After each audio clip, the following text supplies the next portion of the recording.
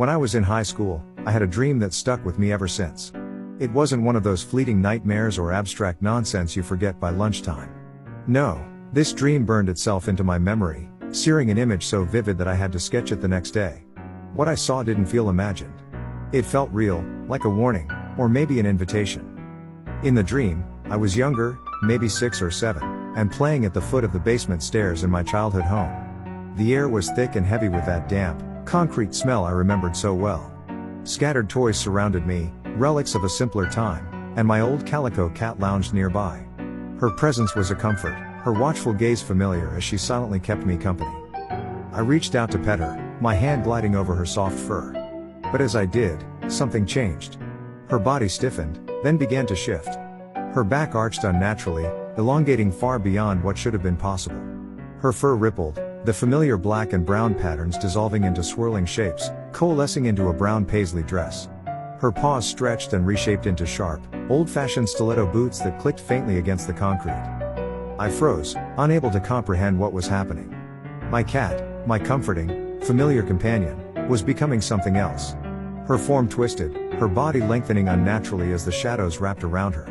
In the dim basement light, her silhouette grew larger, more human-like, yet still fundamentally wrong. And then, out of the shadows, I saw her face. It was the face of a woman, kind and gentle, with soft blonde hair that framed her features. She looked almost maternal, her expression radiating warmth. "Don't be scared," she said, her voice soothing and melodic. "You're just not ready yet." Her words didn't make sense, but they calmed me. I felt an unexpected peace, like I was safe with her despite the impossibility of her existence. But as she straightened and stepped further into the shadows at the edge of the basement, her form changed again. Her body elongated further, her arms stretching unnaturally, her hands now ending in claws. Her glowing, cat-like eyes pierced through the darkness. I should have been terrified. Any sane person would have been. But I wasn't. I simply watched as she glided toward the playroom at the back of the basement, the windowless, empty room I'd always avoided, even as a child. She vanished into the dark without a sound, leaving only the faint echo of her heels clicking against the floor. When I woke up, my hands were trembling, my heart racing. But the overwhelming feeling wasn't fear. It was longing, as though I'd missed something important, a meeting I hadn't realized I was meant to attend. The next day, I tried to capture her in a sketch. The dress, the unnaturally long arms, the claws, and most of all the glowing yellow eyes, they all came rushing back as I drew.